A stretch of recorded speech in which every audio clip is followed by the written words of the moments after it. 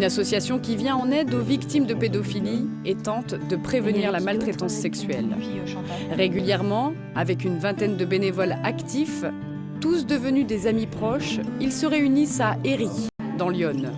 Ce soir, entouré de son père et de son frère, il évoque les actions à venir. Donc c'est cette fois-ci encore une fille qui a été violée dans son enfance. Et donc cette personne cherche de l'aide, elle a porté plainte. Donc je lui ai proposé un rendez-vous dimanche matin, ce dimanche, pour la voir, discuter avec et savoir comment nous on pourra lui apporter une aide.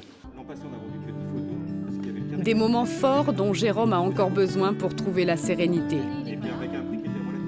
Quand j'étais enfant et puis que ça m'est arrivé tout ça, j'imaginais pas que 30 ans plus tard, on pourrait en parler aussi facilement et puis qu'il y aurait autant de monde autour de moi.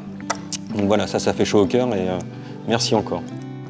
Christophe connaît Jérôme depuis 25 ans. Et c'est tout naturellement que cet ami d'enfance s'est impliqué dans l'association. Depuis quelques années, je dirais 2 à 3 ans, c'est un autre Jérôme, quoi. Il a envie de vivre, il est content, il est entouré de plein de monde. L'association, c'était une façon pour prendre un peu de recul par rapport à ce qui lui est arrivé, hein, ça c'est sûr, et aussi pour partager et puis pour aider les autres. De retour chez lui à Besançon, Jérôme passe tous ses moments libres à rénover sa nouvelle maison.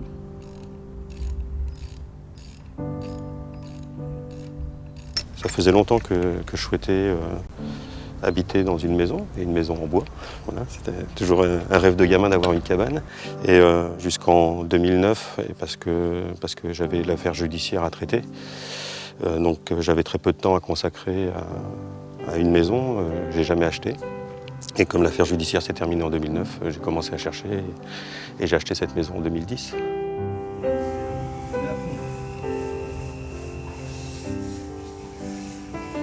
C'est une façon de retrouver une estime de soi.